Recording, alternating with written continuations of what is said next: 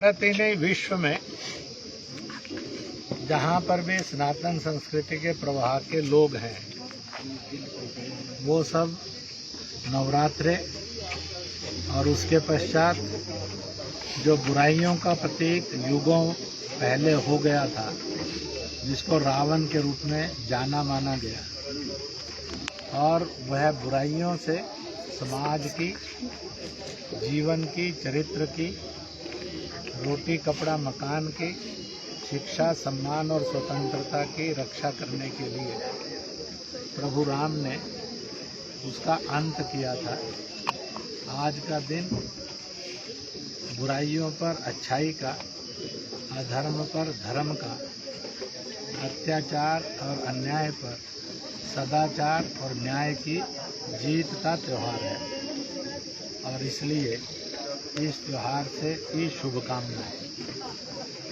इसी दिन राष्ट्रीय स्वयंसेवक संघ 97 वर्ष पूर्व नागपुर में अवतरित हुआ।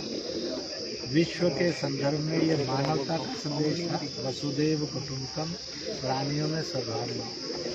राष्ट्र के संदर्भ में यह एकता और अखंडता, सद्भाव, समरसता, भाईचारा, मिलकर जीना, इसकी ताकत का संदेश था। इस रूप में आज संघ की शाखाएं और स्वयंसेवक इस उत्सव को मना रहे हैं। इसलिए समाज में वह समाज के साथ उत्सव मना रहे हैं, संघ में संघ के रूप में मना रहे हैं। और मैं आज के दिन के लिए यही कहूँगा, जातीय छुआछूत मुक्त हो, कट्टरता की हिंसा और दंगों से मुक्ति हो। इसी के साथ साथ जो गरीब, दुखी, पीड़ित, कमजोर, असहाय, निर्बल है, उसको प्यार, सम्मान और सहयोग मिले, ना कि उसका शोषण हो या उसको धिक्कारा जाए। नारी का सम्मान, क्योंकि नारी से ही और मानवता पल्लवित होती है, तो इस प्रकार का यह बने और प्रदूषण से मुक्त हो, ऐसा स्वयंसेवक जगह जगह संकल्प लेकर समाज में इसी बात को प्रतिष्ठित कर रहे हैं। हमारी मूलभूत आवश्यकता स्वतंत्रता है, उसी के साथ साथ स्वाभिमान, सम्मान है, संस्कार युक्त शिक्षा है, और इस सारे में से परिश्रम युक्त रोटी कपड़ा और मकान है। ऐसा भारत बनाएंगे और विश्व को भी सजाएंगे। इस प्रकार से सब मनाएं, इसका मैं आह्वान करता हूँ, इसका निवेदन करता हूँ। भारत अपने आज़ादी के 75 वर्ष मना रहा है। संघ भी 2025 में जो है शताब्दी वर्ष की ओर बढ़ रहा है। क्या योजना है 100 वर्ष को लेकर संघ की? ऐसा है कि एक बात पक्की है, मूल रूप से जो आज विमर्श कहिए, परसेप्शंस कहिए, उनको ठीक दिशा में ले जाना। जैसे हिंदुत्व, भारतीयता, इंडियननेस, यह संकुचित और सांप्रदायिकता नहीं है, यह है मानवता है। प्राणियों में सद्भाव, विश्व का कल्याण, वसुदेव कुटुंबकम का मार्ग है। हम ही हैं जो धरती के रूप में, समाज के रूप में और संस्कृति के रूप में दुनिया के सब धर्मों का सम्मान भी करते हैं और स्वीकार भी करते हैं, जबकि बाकी देश और समाज और संस्कृतियाँ ऐसी नहीं हैं। इसलिए भारत को और हिंदुस्तान को, हिंद को, इंडिया को, समाज और संस्कृति को संकुचित और सांप्रदायिक कहना, ये अज्ञान भी है, अन्याय भी है, अत्याचार भी है। इसलिए ये नहीं करना चाहिए। We are the only nation, we are the only society, we are the only culture which accept and respect all. ऐसा ही दुनिया बने, ये जरूरी है। इसलिए कन्वर्शन नहीं, लव जिहाद नहीं, और दूसरे के धर्मों की निंदा नहीं, respect for all, join with all. दूसरी बात मैं इस समय के अंदर ये कहूँगा कि संघ का नेटवर्क प्रत्येक गांव में पहुंचने वाला हो जाए, प्रत्येक घर में पहुंचने वाला हो जाए। इसलिए और छलांग लगाकर यह प्रयत्न करेंगे कि ऐसा नेटवर्क बन जाए। यह स्वयंसेवकों का इनर एक वो है। इसी के साथ साथ और सेवा के शिक्षा के कार्य तेज गति से बढ़ें ताकि जहाँ भी ज़रूरत है वहाँ सहायता प्यार भरी सम्मान भरी सहायता पहुँचे। इसलिए आह्वान करते हैं कि समाज और सेवा के कार्यों में तेज गति से हाथ ही नहीं बढ़ाए बल्कि वह और नए नए सेवा के कार्य प्रारंभ करने में आगे आए ताकि सेवा के अभाव में कोई दुखी ना हो, सेवा के अभाव में किसी की मृत्यु ना हो। इंद्रेश जी, जो पाकिस्तान के आर्मी चीफ हैं बाजवा, वो इस वक्त अमेरिका के 7 दिवसीय दौरे पर है। बाइडेन प्रशासन से एक बार फिर से पाकिस्तान की नज़दीकियाँ जो है वो बढ़ रही हैं। भारत के लिए कितना चुनौतीपूर्ण है, क्योंकि आतंकवादी गतिविधियाँ जो है वो लगातार बढ़ रही हैं। अभी हमारे JNK में भी जो है पिछले आज ही एनकाउंटर में 4 आतंकवादी जो मारे गए। ऐसा है,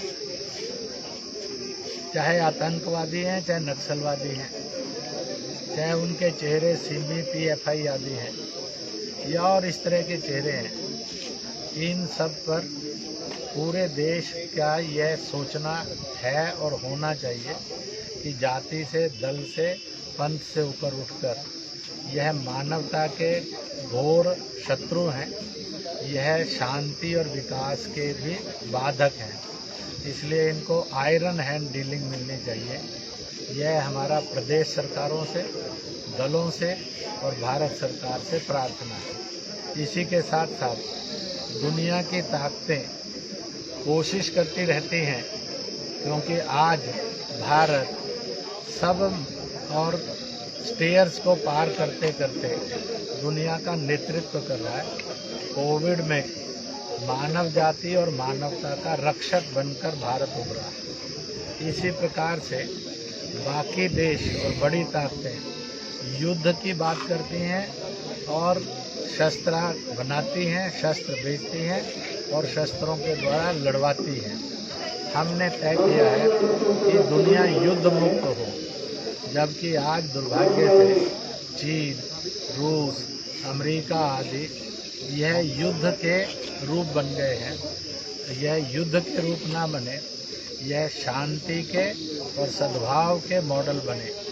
परंतु अगर वो लोग किसी भी तरह से और भारत में आतंकवाद फैलाने वाली ताकतों को मदद करेंगे, भारत में नक्सलवाद और धर्मांतरण को बढ़ावा देने वाले, मजहबी कट्टरताओं को फैलाने वाले और ताकतों को मदद करेंगे, तो भारत की जनता जाति, दल और मजहब से ऊपर उठकर इस बात में सक्षम है और सरकार और सेना भी सक्षम है कि हम ऐसी सब शक्तियों का पूरी ताकत से मुकाबला करते हुए भारत के इंच इंच की और भारत के जन जन की रक्षा करेंगे।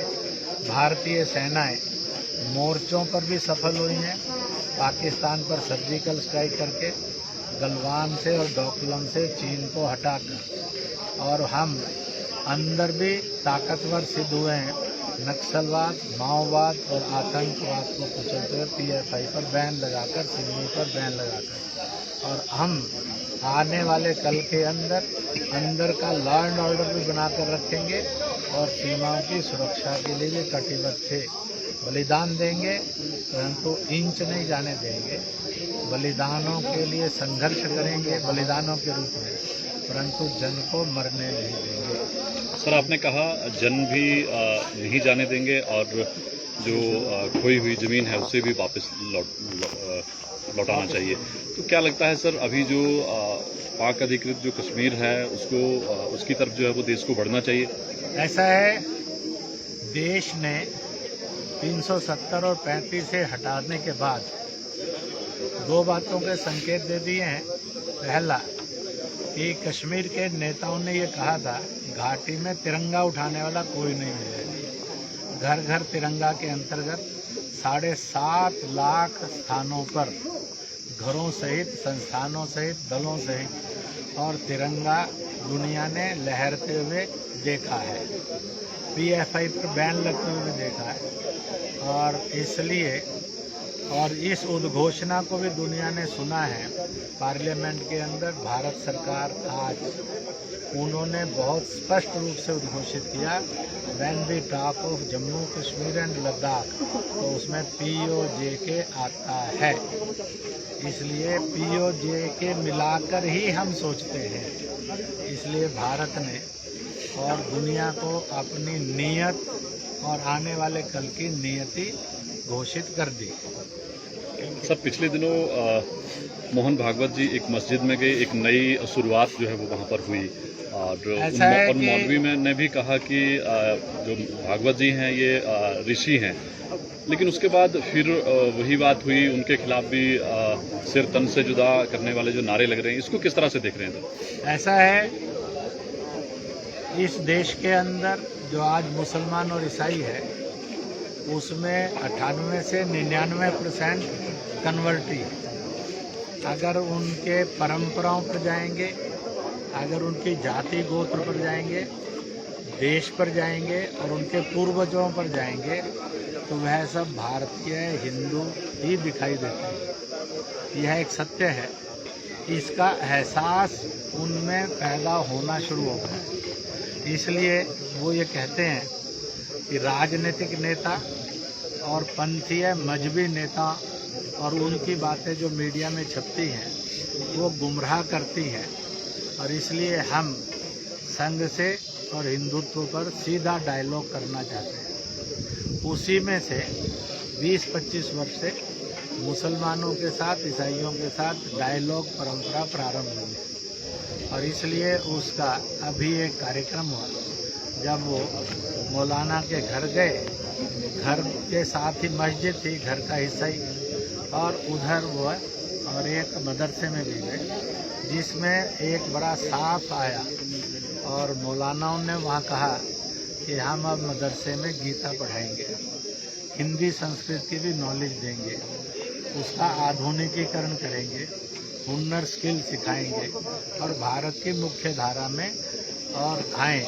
हमें हर समय मुसलमान मानकर डील न किया जाए, हमें भारतीय हिंदुस्तानी मानकर डील किया जाए। और इसी के साथ साथ उन्होंने वहाँ पर बात रखी, एक रखी, भारत को जानना क्यों जरूरी है, तो सब बच्चों ने कहा अब हम भारत को जानना और मानना करेंगे। दूसरा आया कि बनना क्या है, तो उन्होंने कहा केवल मदरसे की दीनी शिक्षा से तो हम डॉक्टर, इंजीनियर, खिलाड़ी, साइंटिस्ट, टीचर, प्राध्यापक नहीं बन सकते, हमें वो सारी भी चाहिए। तीसरी बात उसी के अंदर बच्चों ने कही कि भला बनना और भला करना यह होना चाहिए, इसलिए अपने धर्म पर चलना, सब धर्मों का सम्मान करना, नारी का सम्मान और दूसरे के धन को मिट्टी के समान मानना, ये 5 बातें उन्होंने कहा कि अंतिम 2 बातों में आया, अगर ये आ जाएंगी तो देश में अनेक प्रकार के अपराध और भ्रष्टाचार और हिंसाएं खत्म हो जाएंगी। ऐसा ये डायलॉग जो भारत को सचमुच में जोड़ कर रखेगा, उसको जाति, मजहब, जुबान पर और दल में बंटने नहीं देगा। मुझे लगता है कि आने वाले कल का ये सवेरा है। धन्यवाद। ठीक है, बधाई है तुम सब।